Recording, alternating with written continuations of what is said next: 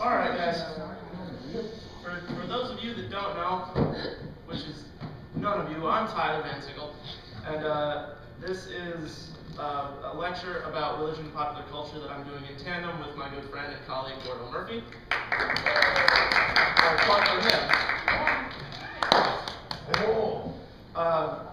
My section on this particular presentation will be about religion within the movie franchise and television franchise Star Wars. My presentation is entitled Jedi Monks and Space Jesus. So Star Wars, as most of you well know, is a franchise that is very well known in the history of television and film. It was spawned from the mind of George Lucas, and the original film was released in 1977 under the title of just Star Wars, and was later, later on the tag A New Hope was put on the end. These films have produced an absolutely massive cult following in the world, with clubs, video games, television series isn't a word, but series, all being spawned from it. And Jediism is actually the largest alternative religion in the United Kingdom at this time. It's absolutely huge. But after all of that, all of the pop culture stuff has been stripped away, what are you left with? You're left with Joseph Campbell's basic hero's journey, where the hero is, he goes on his initial journey, he's beaten down, he's reborn, and then he triumphs. And you're left with a lot of religious inspiration for this particular franchise. During this presentation, I'll cover the basic outlines of the Jedi religion. I'll make comparisons between Anakin Skywalker, also known as the Chosen One, between Jesus of Nazareth and Siddhartha Gautama, who is the Buddha. And I'll talk about some of the inspirations behind this fictitious religion. So let's start with the Jedi themselves. Within the Star Wars universe, the Jedi are the protectors of peace and light, and they follow a very strict honor code and belief system that revolves around a mystical entity and power known as the Force. The Force is something that, according to the Jedi, lives within all of us. It's in the food that we eat, the air we breathe, the water we drink. It's everywhere. And it is believed to be comprised of two parts, a light side and a dark side. This is relatively similar to the concept of the yin-yang as seen within the Taoist tradition. If you don't know what the yin-yang is, it's that circle that's white on one half and black on the other, with a dot of white in the black and a dot of black in the white. Now, what that symbolizes is balance. It symbolizes that there's a little bit of everything within the opposite of what it is. It's pretty complex. It's really cool. I like it a whole bunch. Only a few individuals within the Star Wars universe can make contact with the Force, and they, by and large, the majority of them become Jedi. This is able to be done because within the Star Wars universe, planets within the Galactic Alliance, all the babies that are born are given a midi-chlorian count. Midi-chlorians are what we are able to touch the Force with. They live in our blood. They're kind of like it's a symbiotic life form that we have within ourselves. If you are found to have a higher than average midi-chlorian count, then you are taken to the Jedi Temple on Coruscant to have Jedi training. I suppose, I didn't really look into it very much, but I suppose that the parents could refuse that training and just keep the baby, but by and large, most of them do go to the temple and become Jedi.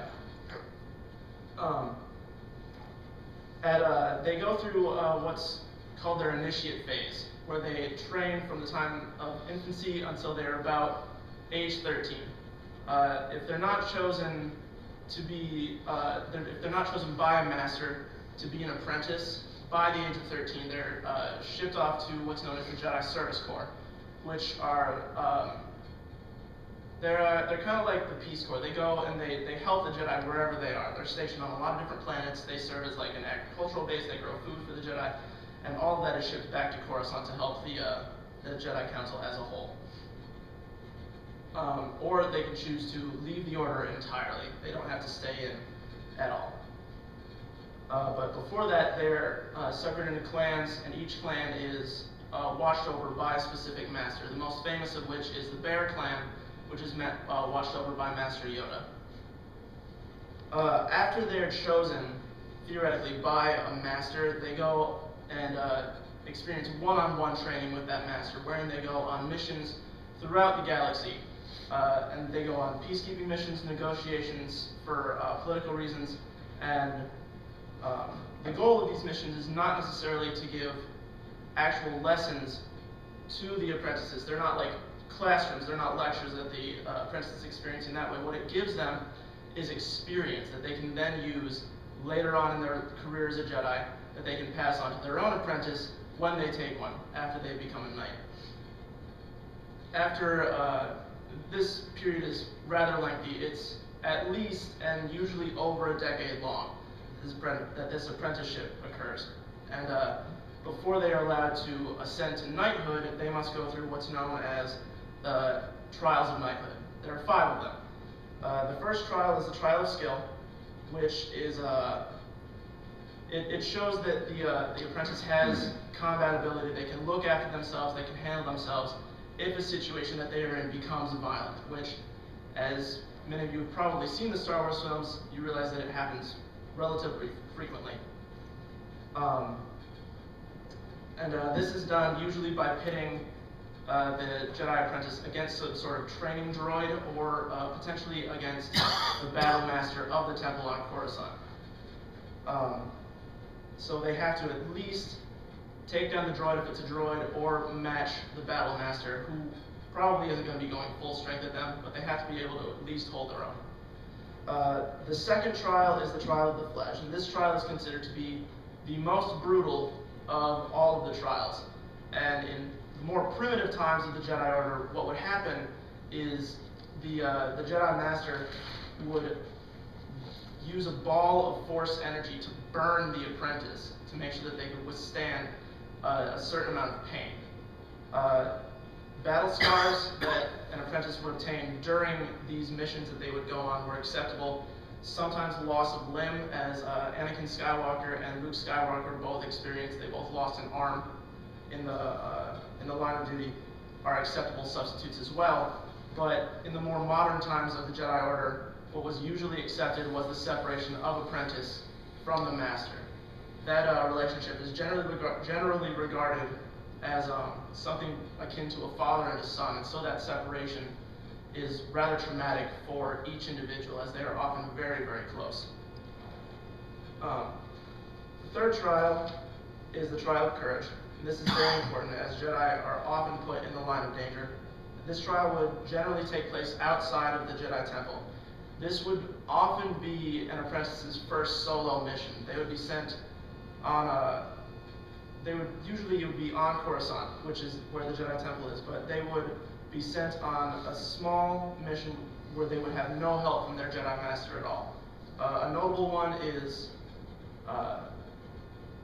one apprentice was sent to the lower levels of Coruscant to get an informant, to retrieve an informant who had been kidnapped by an underground criminal organization. That apprentice unfortunately died in the process and was not knighted due to his being dead.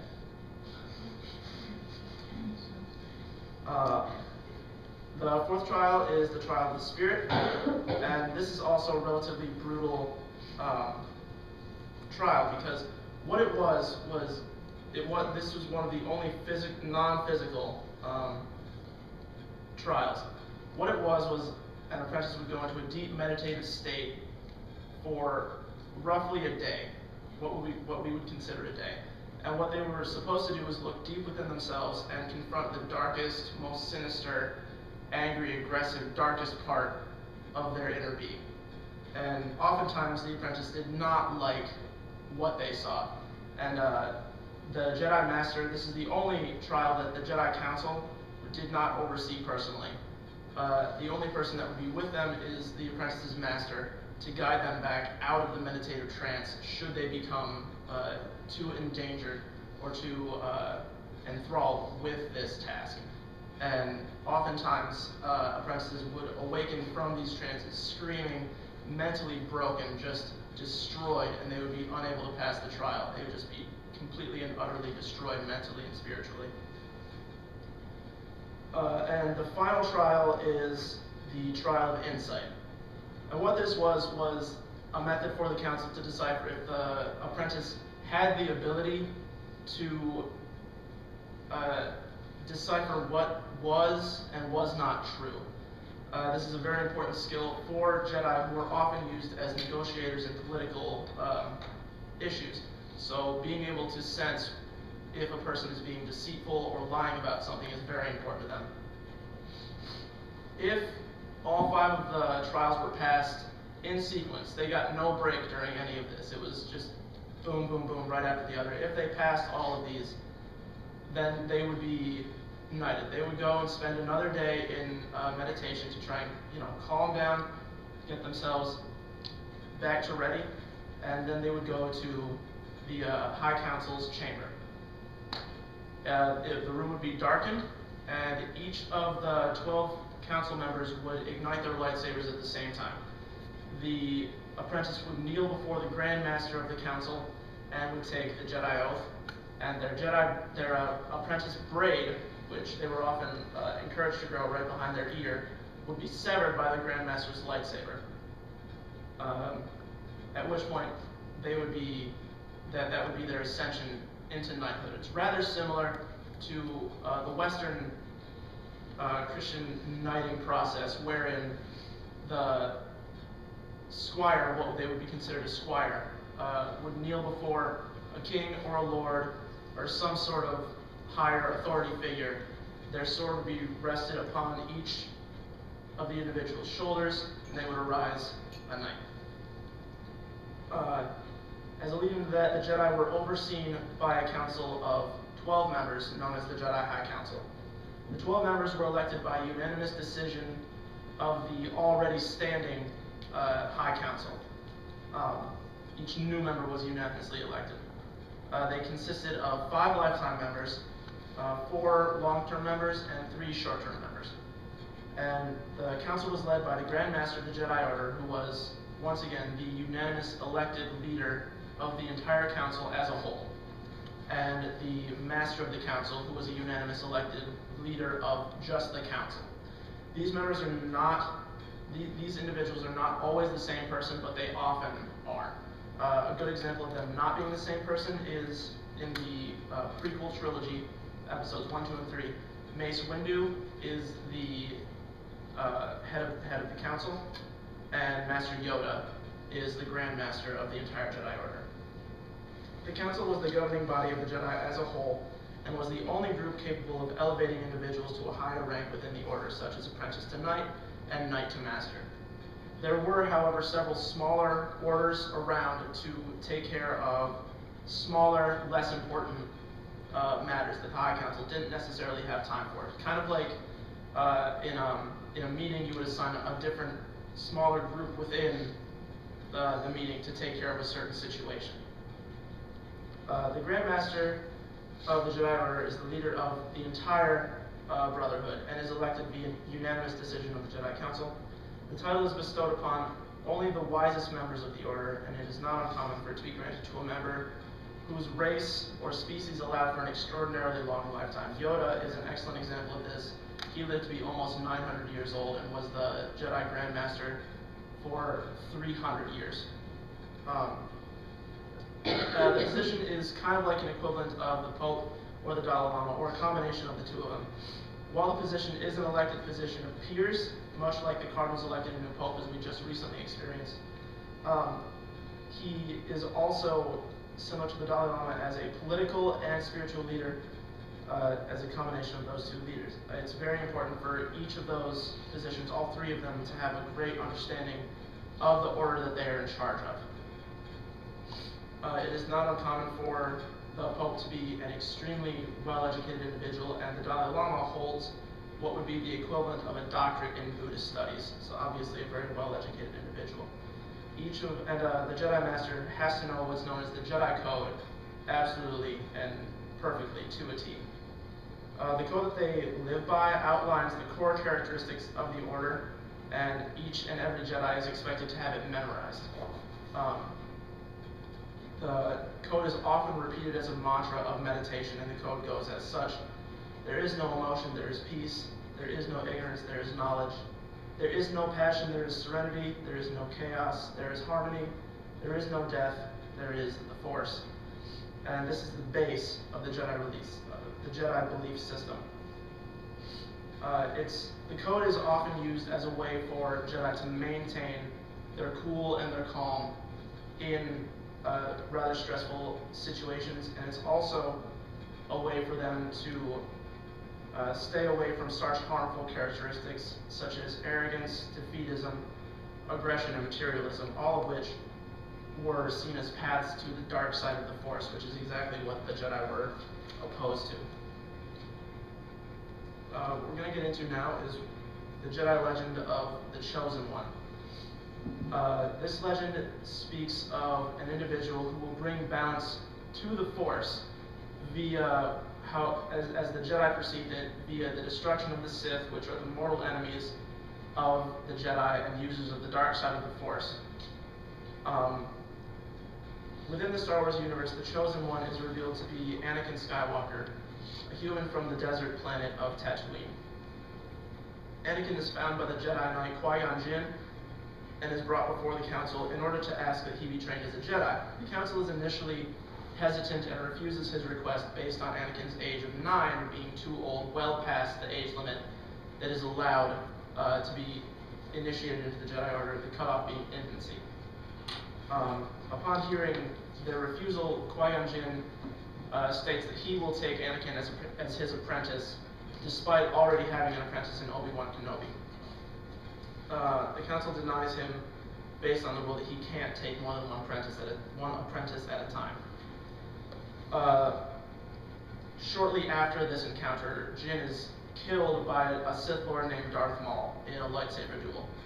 As his last dying wish, he requests that his apprentice, Kenobi, take on Anakin Skywalker as his own apprentice. And after which, the Council grants Kenobi his knighthood, having taken his defeat of the Sith Lord as a substitute for all 5 of the trials at once, and grants him knighthood, which Obi-Wan immediately takes Anakin as his apprentice. Anakin is extremely gifted in the use of the Force. He's leaps and bounds ahead of other apprentices his own age, even though he's only had a short amount of time within the Order. And this skill that he develops instills in him a sense of arrogance. He views that he is better than his peers around him, and even in certain instances as better than his master Kenobi.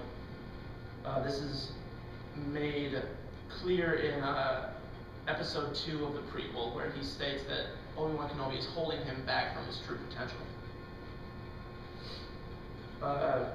During one of his many missions as an apprentice, Skywalker loses his arm, as already mentioned, during a duel with a Sith Lord known as Darth Tyrannus, also known as Count Dooku, who was in fact Qui-Gon Jinn's own master while he was a Jedi.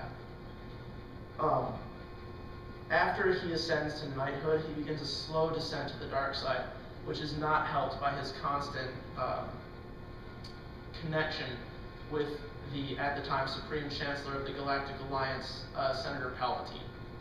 Senator Palpatine is later revealed to be another Sith Lord, Darth Sidious, but at the time, Skywalker has no idea. So, as he continues his slow descent to the dark side, he is ultimately corrupted and is mentally broken by Palpatine, and turns to the dark side after helping Palpatine kill Mace Windu in a lightsaber duel after it has been discovered that Palpatine is a Sith. At that point, even as a knight, he is taken on as an apprentice by Darth Sidious. He becomes the new Dark Knight of the Sith. Shortly after that, he ventures to a volcanic planet known as Mustafar, where he does battle with Obi-Wan Kenobi, his former master. At the climax of said battle, Obi-Wan gains the high ground and begs for Anakin's surrender, knowing that Anakin cannot win this fight. Anakin, in his arrogance, attempts to leap over Obi-Wan using the Force to lift himself higher than he would have normally. It is not high enough though, and Obi-Wan cuts off the 3 remaining organic limbs of Skywalker. And he then falls next to a river of lava where he is burned. I would like to now show a short clip of this event.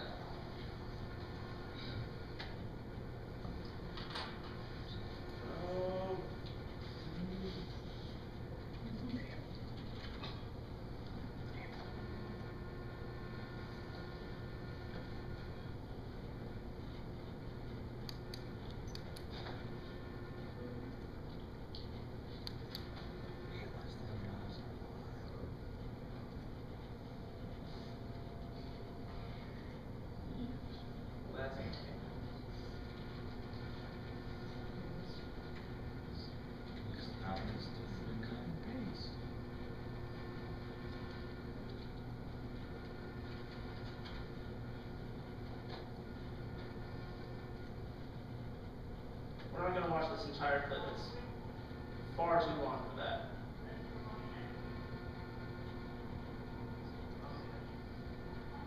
And right about here is where Obi-Wan gains the high ground.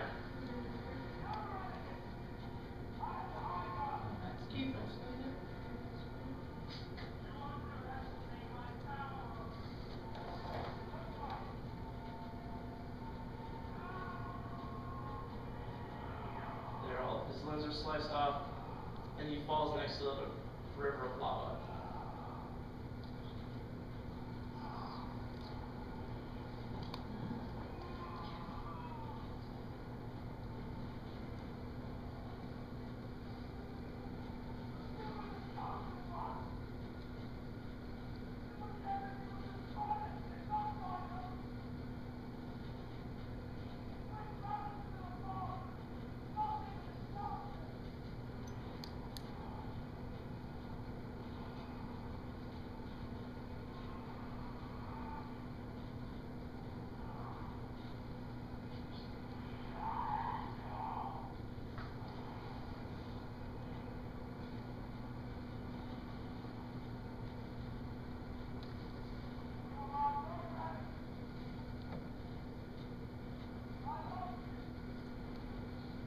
So that is Anakin's ultimate fall to the dark side. This is where he truly becomes his incarnation as Darth Vader. Kenobi leaves him there to die, but he is ultimately found and saved by Palpatine, who gives him mechanical arms. He gives him artificial lungs by which he can breathe, and this is truly his descent into his own personal hell. Later on, over 2 decades later, he is pitted by Sidious against his own son, Luke Skywalker, who ultimately defeats him in combat, but Luke refuses to turn to the dark side and is not seduced by Palpatine. Palpatine then attempts to kill Luke using Force lightning, and Vader redeems himself by throwing Emperor Palpatine over a balcony and into the energy core of the Death Star, destroying him, incinerating his body, thus destroying the Sith and truly bringing balance to the Force. So Anakin actually is the chosen one. He did not fail. He just took a really long time to do what he wanted to do. At this point, I'd like to discuss some of these similarities between Anakin, Jesus, and the Buddha. The initial thing that always catches my attention and that people always seem to forget is that Anakin is in fact born from a virgin birth. His mother, Shmi Skywalker, was never with a man until well after Anakin is born and leaves the planet.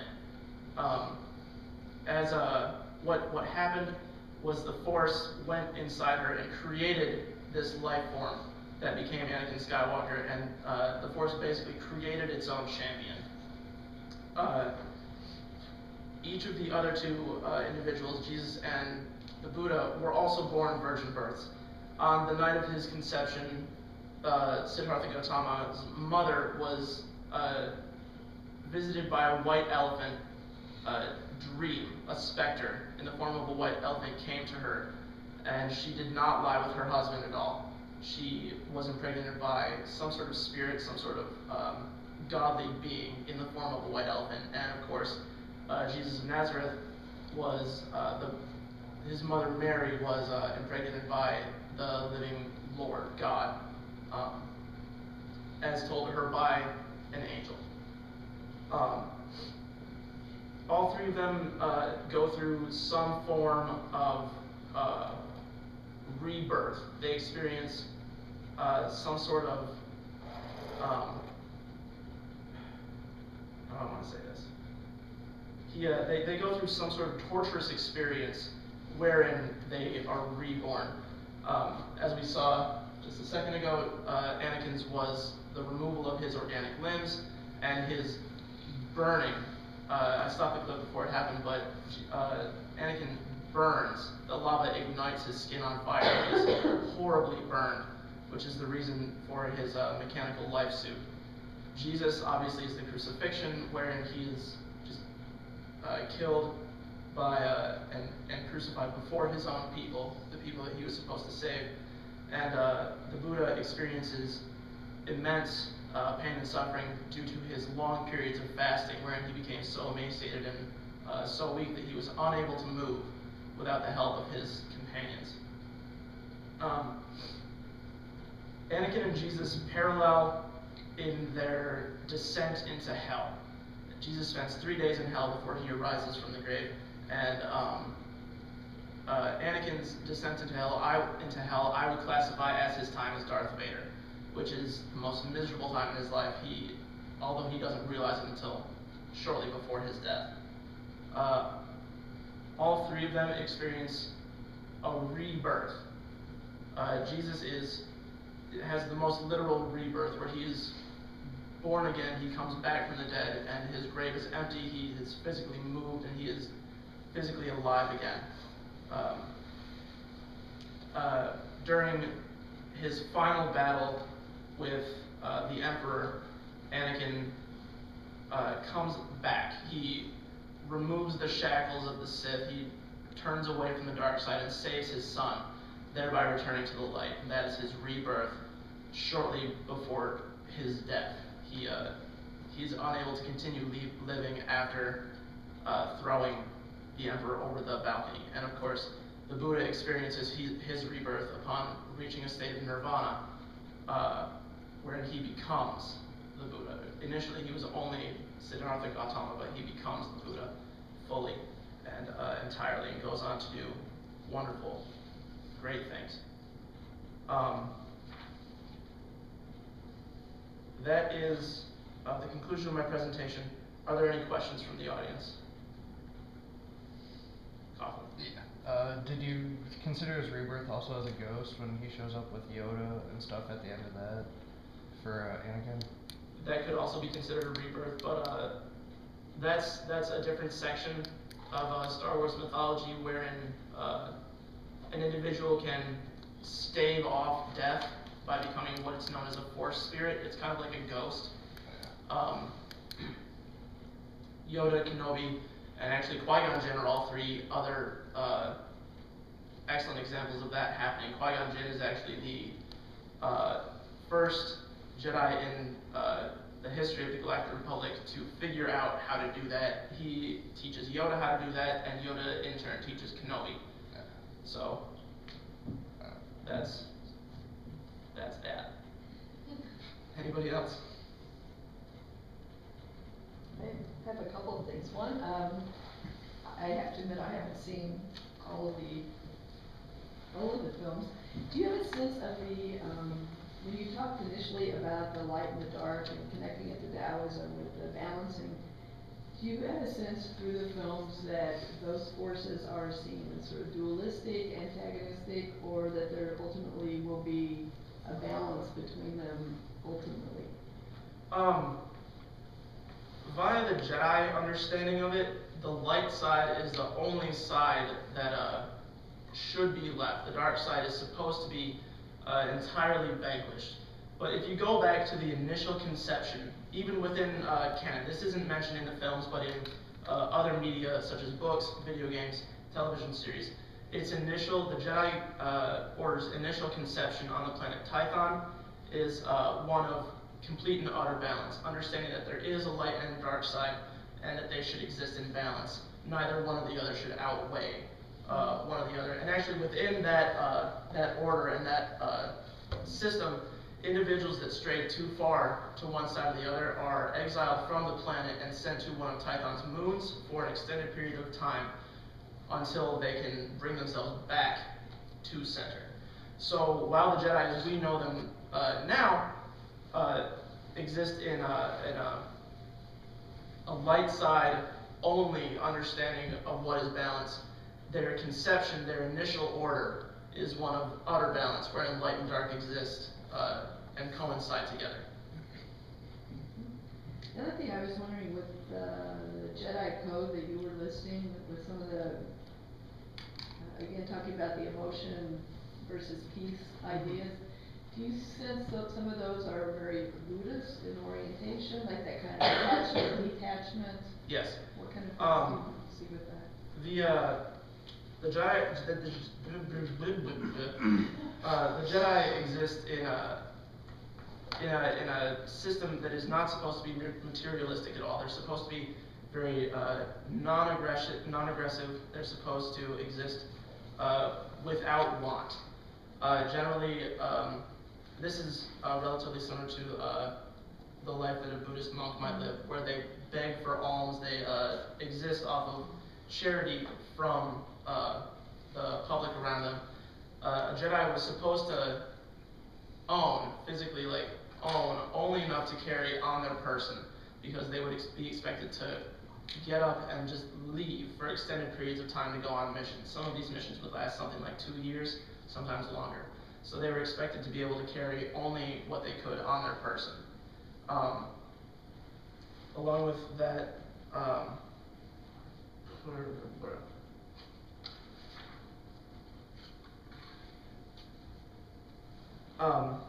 and another thing like that, there is no passion, there is serenity. There is, within Buddhism, not necessarily a lack of emotion, but an understanding of controlled emotion, keeping oneself in check and not going overboard on one thing or the other. Another thing that I wanted to mention but forgot, thank you for reminding me, Professor Cheney, is within the meditation that the Jedi go through, there are several different routes that they can go through. A form of meditation could be physical, kind of like the yogas of Hinduism or the martial arts that the Shaolin monks of China practice. So lightsaber combat training in that method could be considered a meditative trance or a state. Are there any other questions from the audience? Yes, Cynthia. Tyler, Jedi religion is actually recognized pretty much, I think, around the world, but particularly in the UK, New Zealand, and Australia.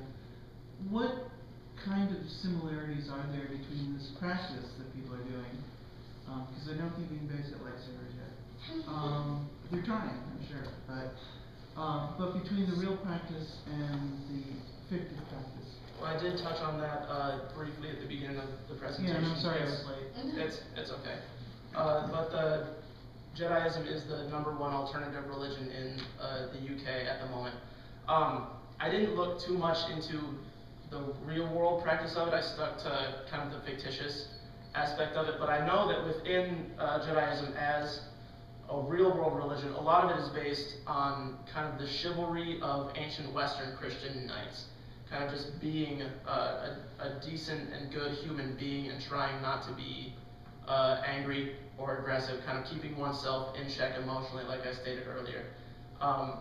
They don't use force powers, at least I don't think any of them have that, but they are making huge leaps in lightsaber technology. There's a website where you can actually custom make a lightsaber hilt, and they've got like the blades that not blades, but like the tubes that light up, kind of like the children's toys, but a lot more realistic, and you can actually like have lightsaber duels with them. They look pretty fun. I kind of want one. So do I. Sierra. Okay, when you were talking about the apprentices going into their meditative state and confronting the darkest of their being, could you consider that kind of recognizing the balance of good and evil, that within all good is evil? You could look at it that way. But like I said, with Karen's question, they view, the Jedi view balance not as having the ability to, well, they view it as being able to control the dark and light inside of us, but they strive to push all of the negative and aggressive and passion, anything that could lead to the dark side of the Force, out of their body. There is no, in their minds, there is no need for any of that, and they just want it to be gone and just dispersed from their being. Ethan. You mentioned that you viewed, through your research, you viewed Anakin's revival as his return to the persona of Anakin Skywalker, as opposed to Darth Vader at the end of the 6th movie. Yep. Could you not consider also his rebirth, Anakin as having several rebirths as opposed to one simple rebirth, vis-a-vis his mechanization into the form of Darth Vader? I was going to touch on that, but we had some technical difficulties. The clip that I had 2 other clips that I wanted to touch on, one of which I wanted to compare to the scene that you're talking about. His mechanization is actually one of the clips that I wanted to use. I would have compared that more to the crucifixion concept, or like that's his descent into hell. That is when his journey through hell begins, at least in my interpretation of it. You could consider his leaving of Tatooine as another rebirth, as his transition from a slave to somebody of importance. And you could also look at his ascension from knighthood, from apprenticeship into knighthood as a rebirth. But I chose to look at merely his pushing away of Darth Vader and reviving himself as Anakin as his rebirth. But you're right, you could look at any one of those situations as a rebirth situation. Anybody else? One more? Get out of ignorance. How does gender play into this? There is no gender separation. There's no strict code on that. Anybody of any race, gender, species can be a Jedi as long as they have a connection with the Force. That's really the only limiter when it comes to that. Is as long as you have a connection to the Force, you can potentially become a Jedi as long as you haven't passed the stage. But Jedi are expected to be celibate. In the Old Republic, they are not allowed to marry. Well, no, they're not expected to be celibate, but they're not required to be celibate, but they are expected to just kind of stay away from that, as sexual activity is viewed as a path to the dark side as well. But there is no gender separation. There's no kind of segregation via that method. Okay, you put this forth in terms of it being religious, but really how does it vary from just simply the hero's journey that we see discussed in Jung and in the White Goddess, Graves' White Goddess? I mean, this is essentially just a hero's journey and hero's quest.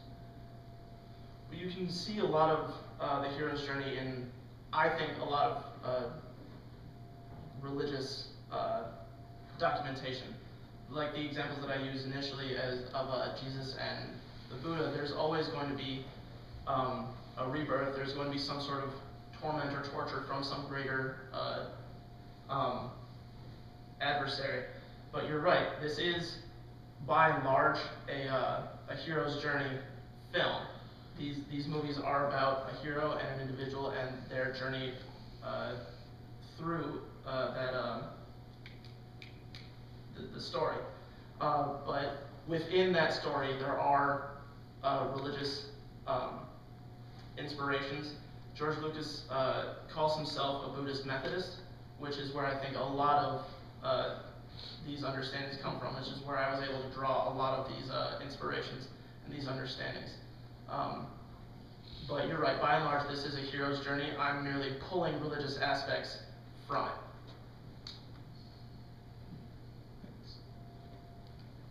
Anybody else?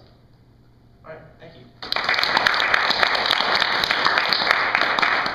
And without further ado, I would like to present my good friend and colleague, Gordo Murphy.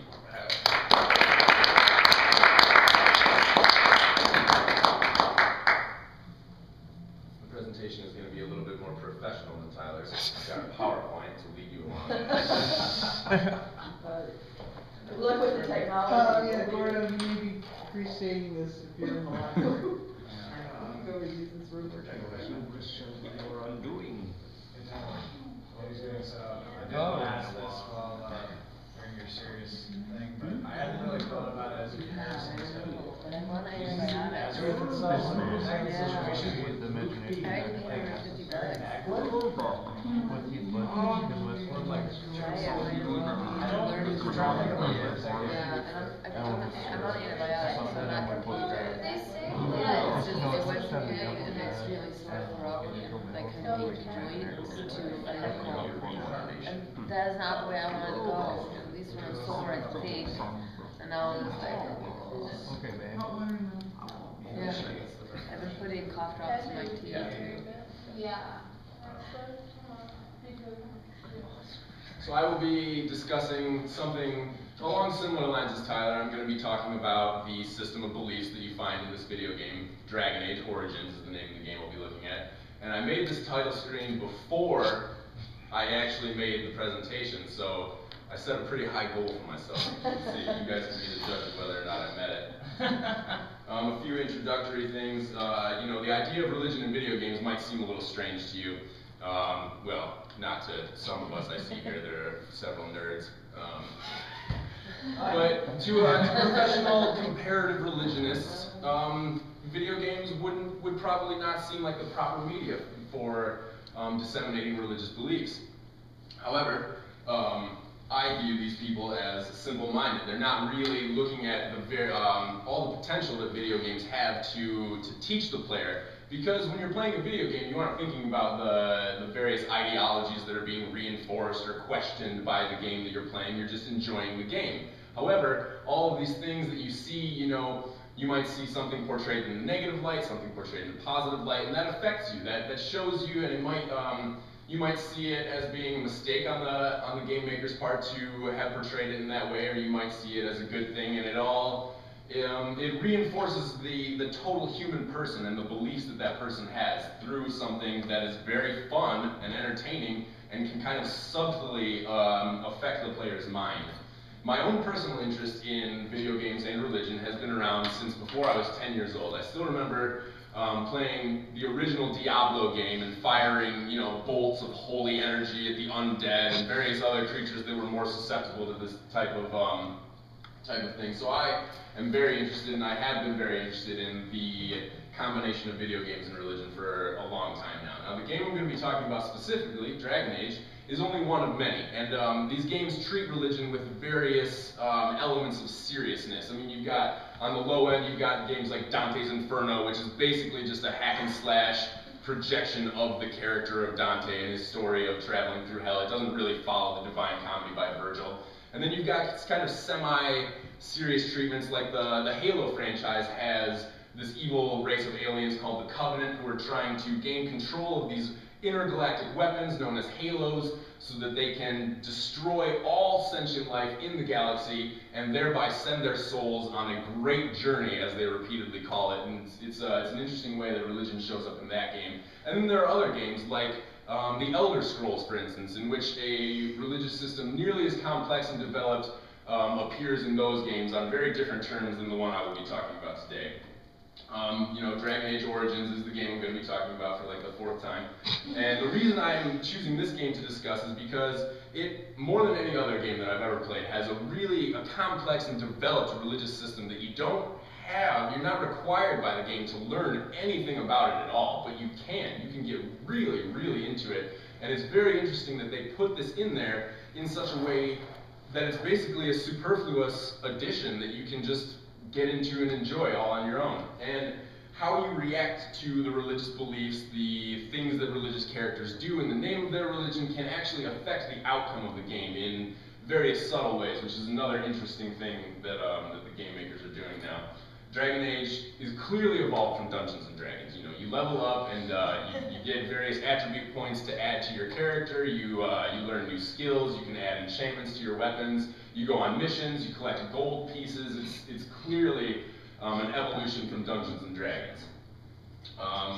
And all of the information I'm going to be presenting to you is found within the game itself. You might find an inscription on a wall, or a book in a library, or hear an important speech by somebody. And these important pieces of information are then shuffled into an area within a menu in the game known as the Codex. And the Codex becomes a huge document of your experience of the game and of the various histories and important things that you have discovered. So everything that I'm talking about today is ripped directly out of the game itself. A few basic terms that you'll need to know in order to discern what I'm talking about. The world is known as Thetis. It's not Earth, it's Thetis. Its godhead is the Maker. There are other recognized gods, but the most powerful one and the focus of a monotheistic religion, which seems strange that there are other gods and this is a monotheistic, it'll be explained, don't worry. But he is known as the Maker. He is decidedly a male, so I will be referring to him as he because he is known as he throughout every religious text that you find in the game. His prophet is a lady known as Andraste, and she'll be discussed at length. And his religion is known as the Chantry. Now the Chantry is the religion itself, so Christianity would be the same as the Chantry, or church would be the same as the Chantry also, because the Chantry is also the term for the religious buildings in the game, which is a fairly interesting way to use the word. And one more thing to prepare you for this is that this is a fake religion. It's clearly made up for the purposes of a video game. No serious, coherent, intelligent player would ever see these as being real religious revelations.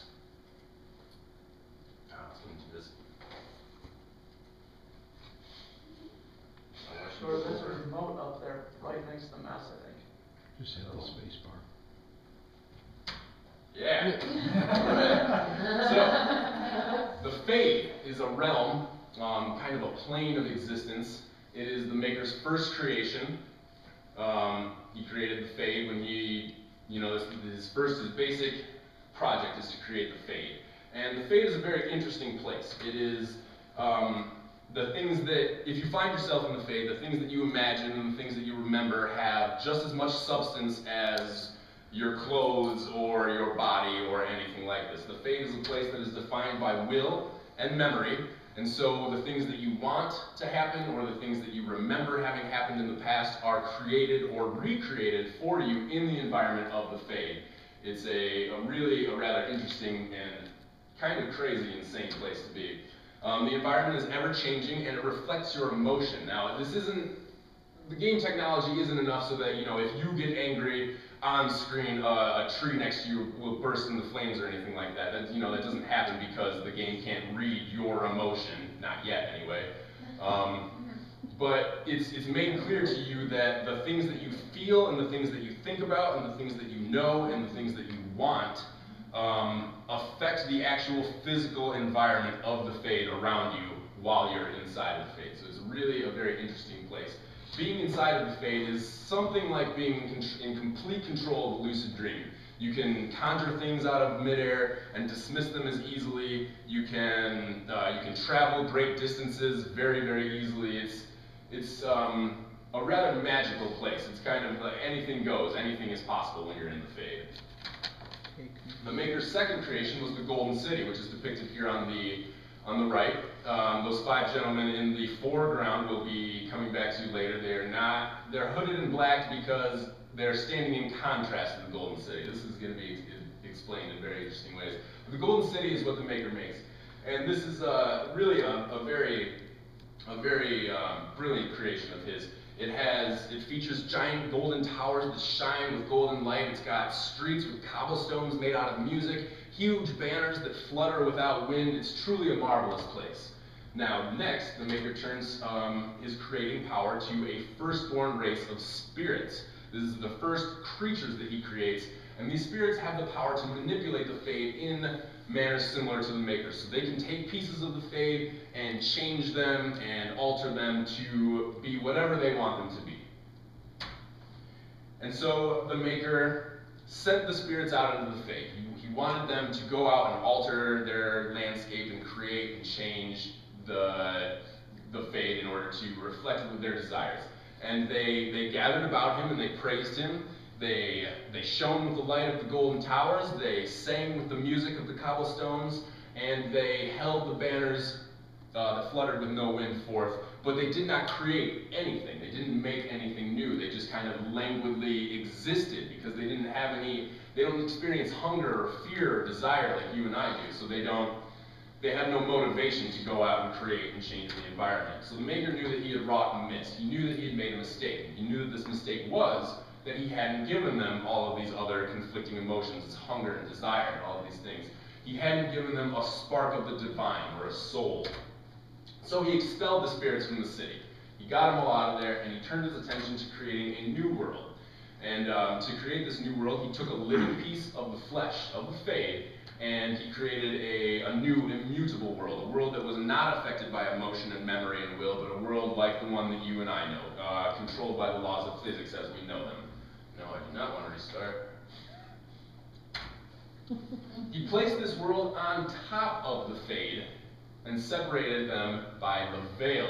Now the Fade remains the source of magical power, so if you're a mage in the game, almost every spell you cast you're drawing on the Fade. You're drawing on this realm of infinite possibility to create a fireball out of nothing in your hands, or to create, to summon some sort of creature from the Fade in order to fight for you, or anything like that. The Fade is the source of magical power in the game.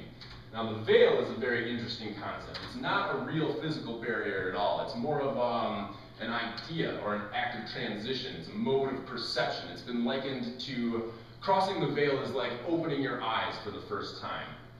The only reason that the idea that the veil is a real physical barrier is that crossing the veil is achieved with great difficulty by denizens of either side. The spirits find it terribly difficult to cross into Thedas, and members of Thedas have a really tough time crossing into the Fade, except through their dreams, which I'll get to in just a minute. And I got this picture over here on the right to kind of demonstrate what the veil is. The veil is as difficult to see through as these clouds are. You know, there are spots where it's thinner, where you can see through and everything, where things pass through more easily, like these mountains are passing through the mountains, or through the clouds.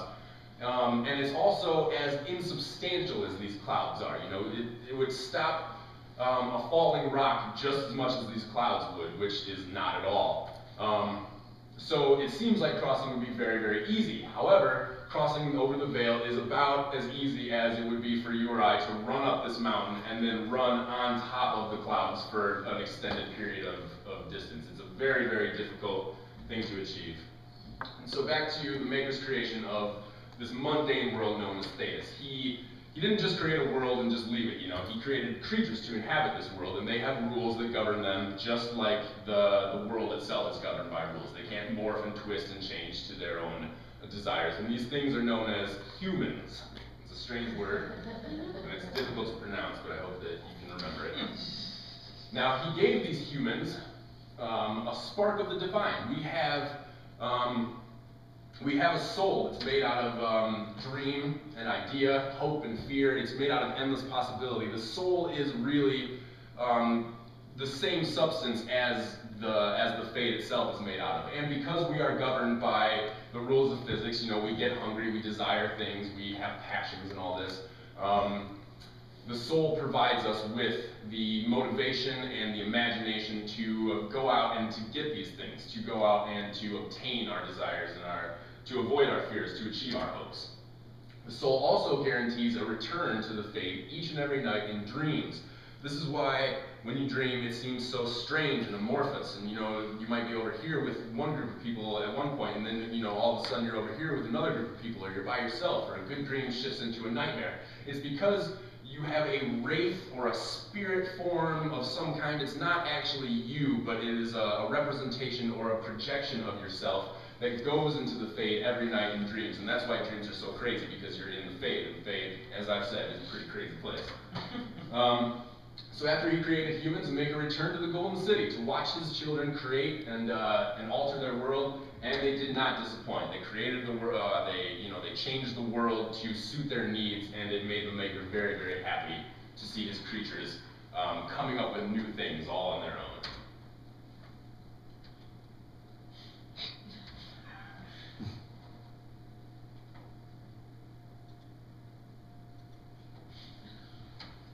Yes. All right. So back to the spirits. They didn't die when he expelled them from the Golden City. They remained in the Fade. It is their home. So what do the spirits do? You know, they don't hunger. They don't have to create anything. They don't have to go out and do anything. So what do they do? They are able to peer into our world by flashing around the Fade and finding these various areas where the veil is thinner, like when the mountains were coming up through it, you know.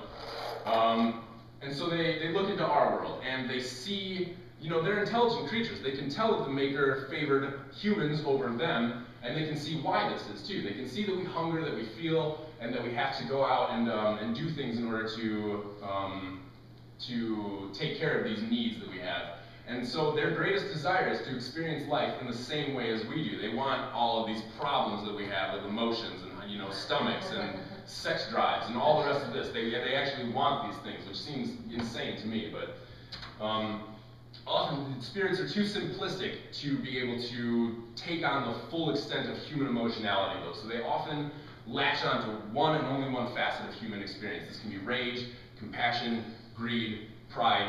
This fellow over here in the top right is a demon of pride. He's a representation of the most powerful demons that you can face. And I have killed several of them, and I can tell you that they are very difficult to defeat.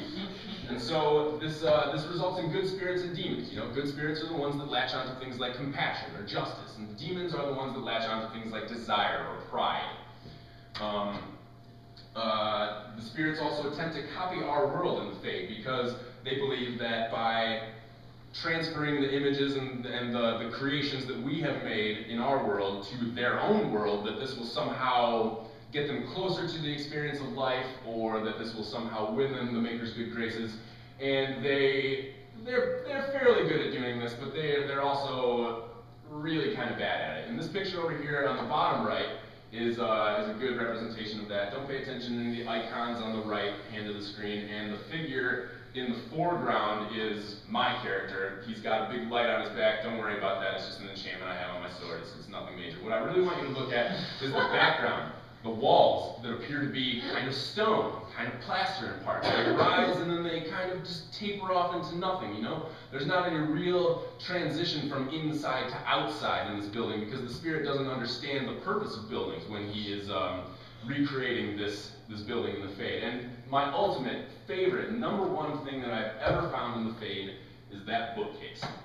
Now, it looks like the spirit who created that bookcase knew what he was doing for like the first half of it. You know, you saw that, you know, there were these objects, they were sitting on shelves, and you know, and the shelves were somehow supporting them, or that they were all part of some sort of system. And then the spirit who created them seems to have just abandoned this logic in the upper half of the bookcase as it gets all curvy and twisty. And those books that are flying out on the top, they aren't falling or moving at all. They're just stuck there.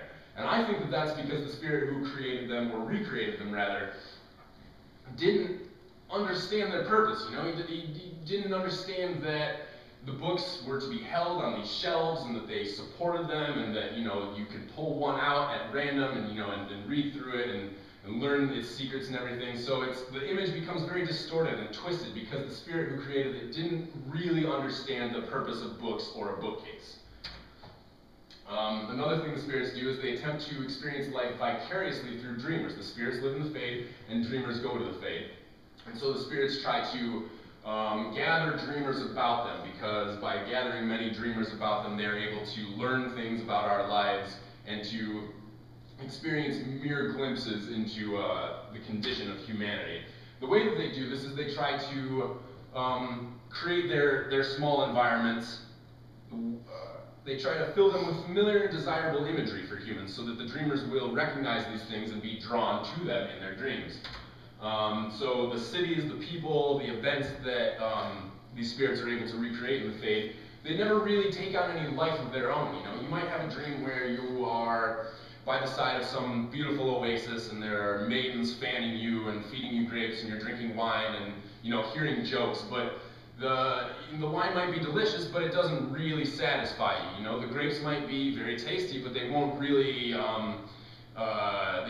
satisfy any hunger that you have. The music that you hear in the Fade might seem beautiful, but it doesn't really have any life of its own. It's kind of disjointed. It's strange. It doesn't really make sense. The Fade is constantly in flux. Like I said, it's an ever-changing environment, and the more powerful spirits control smaller areas that are something like fiefdoms, or very, very small kingdoms. It's like their own neighborhood, where they are able to control the environment in a more far-reaching way, in a more universal way within their area, so that they can draw more dreamers to them, and thereby get more power. This is the source of good dreams and nightmares. It's just wherever you end up in the Fade on a particular night determines the nature of your dream. If you end up in a fiefdom of a very powerful spirit of compassion, it would be a good dream, full of nice images, full of helping people. If you end up in the region of a rage demon, it would be a very angry and frightening dream. The mages are especially attracted to spirits. This is because of their intrinsic connection to the Fade, because mages draw magic from the Fade.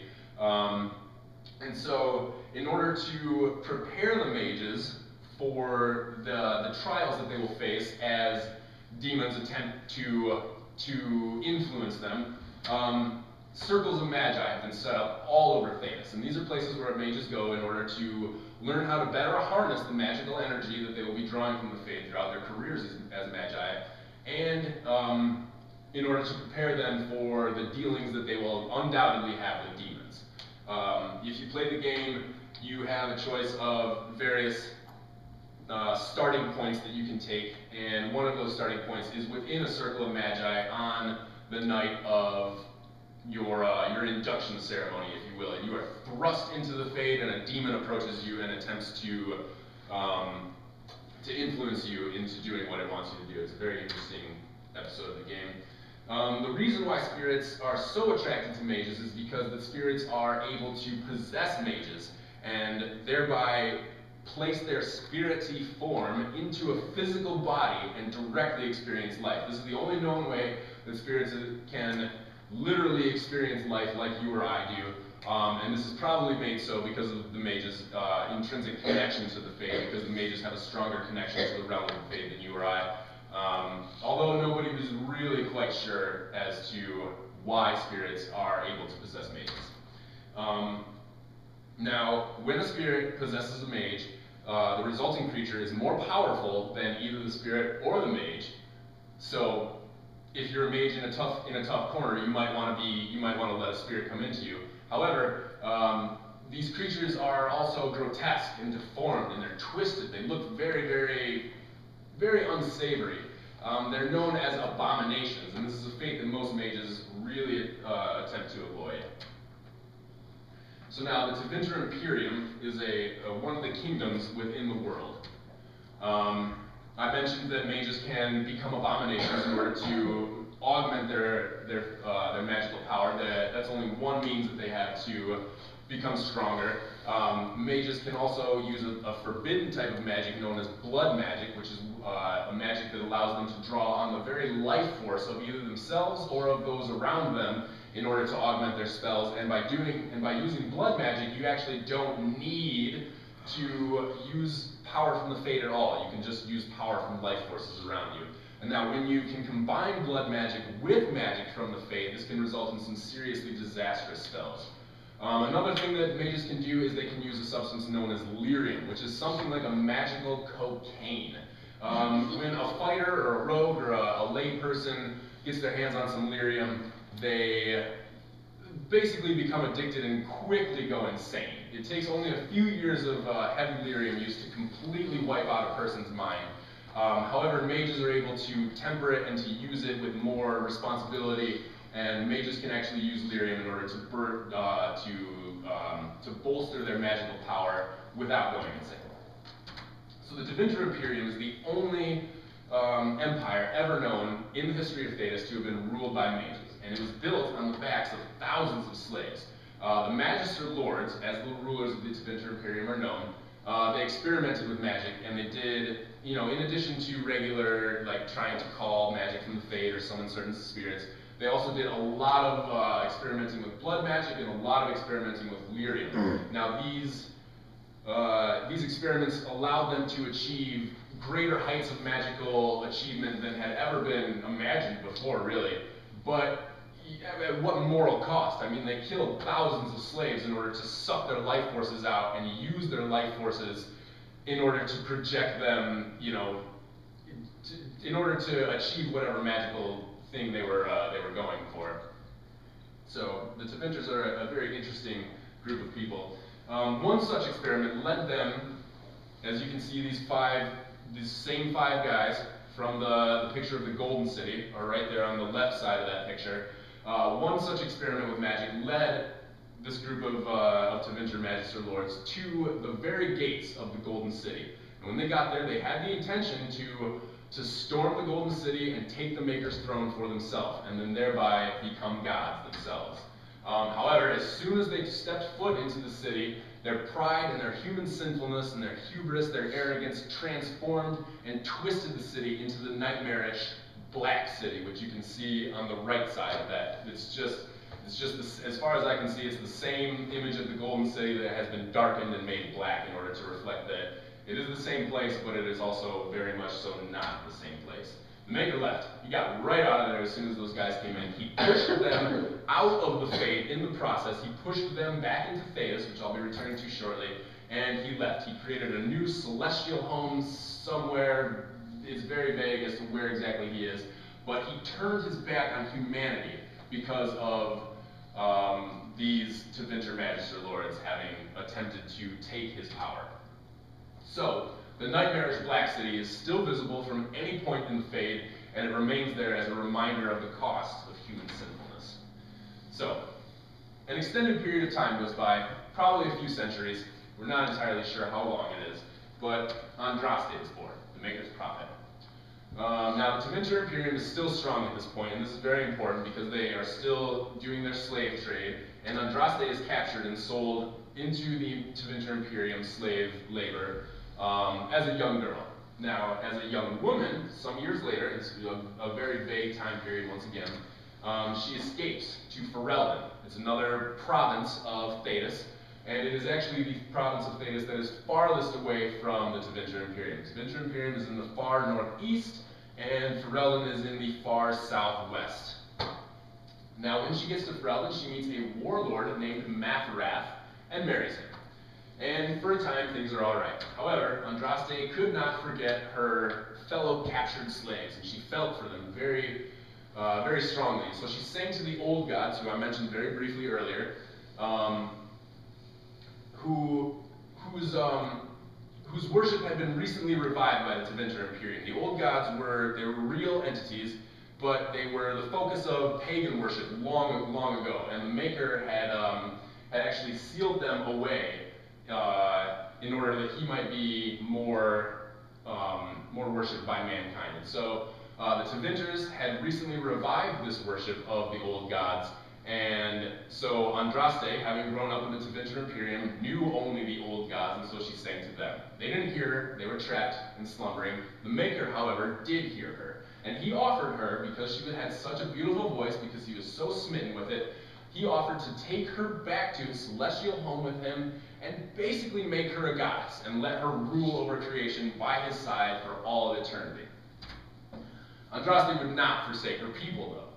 She convinced the Maker to join her and Mathrath's army and to make a march on the Tevinter Imperium in order to attempt to free the slaves that were still captured there. Now, this is across Thedas, as I mentioned. This goes across the entire land, And so they picked up many more followers on their way. Andraste would sing the Maker's word, and the Maker was with them. I mean, he was a demonstrable force of destruction and power. I mean, it's not, it's not just some guy who's talking about, his feelings about God. I mean, it's like, it would be as if Jehovah's Witnesses show up at your door with Jehovah right there, talking about his 144,000 elected, and it's proof that that he was really there with her, and that's why so many people joined up with their causes. Now, the Maker wielded the weapon of the forces of creation, the elemental forces of creation, which is, I got a picture over here that kind of anthropomorphizes the storm. He would use fire and ice and winds and lightning. That was the weapon that he wielded. So it's a very imposing and powerful figure. Andraste's husband, Mathrath, when because they're traveling across all of Thedas, and the Tevinter Imperium is very, very powerful. So they have many encampments and many setups throughout the land. So they meet a lot of resistance on their way there. So there's a lot of battling on the way to the Tevinter Imperium proper.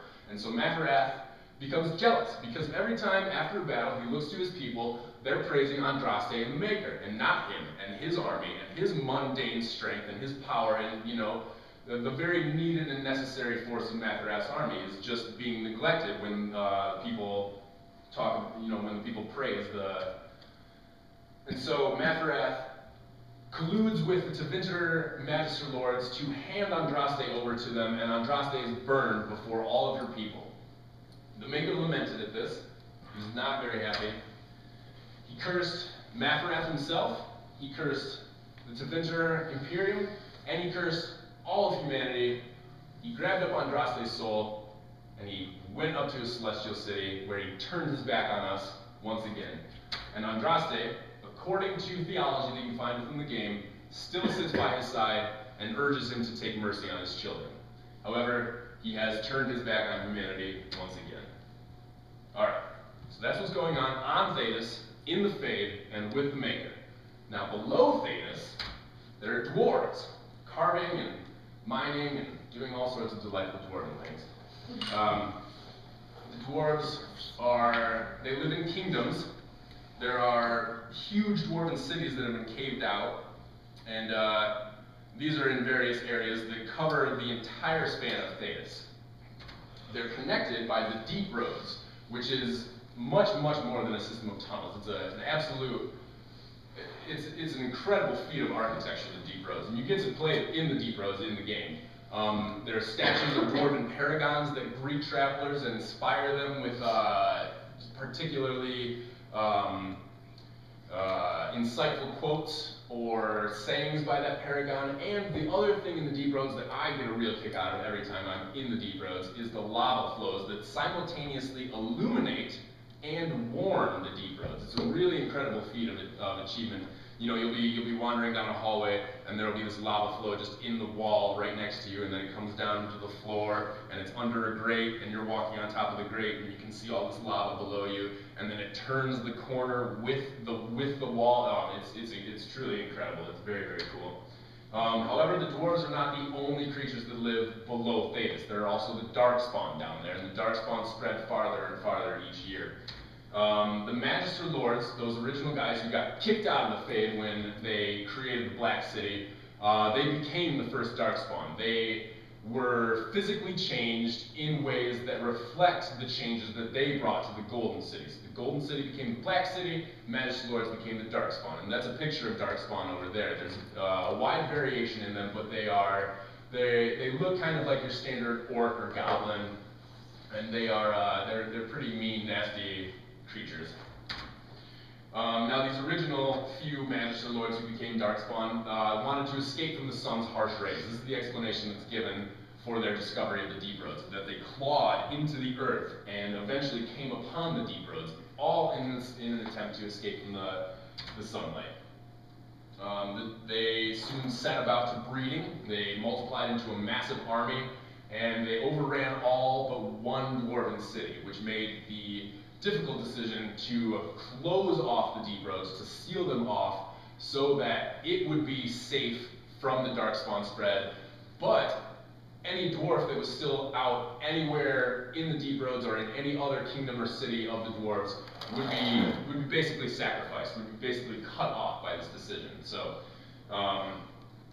this resulted in the Darkspawn ruling basically the entire Dwarven kingdom. The dwarves still had their one city, but the Darkspawn have been left to infiltrate and poison the rest of the Dwarven kingdom. It belongs to the Darkspawn now. And it's very interesting in the game. The farther you go into the Deep Roads, because you can get into the Deep Roads, it's a little bit misleading that they close themselves off, but they've still got a doorway that you can, whatever. It's a game. The farther you get into the Deep Roads, the more you can see Darkspawn influence, the more the statues of the Paragons have been knocked over and replaced with grotesque, Darkspawn imagery, like pieces just lashed together into a kind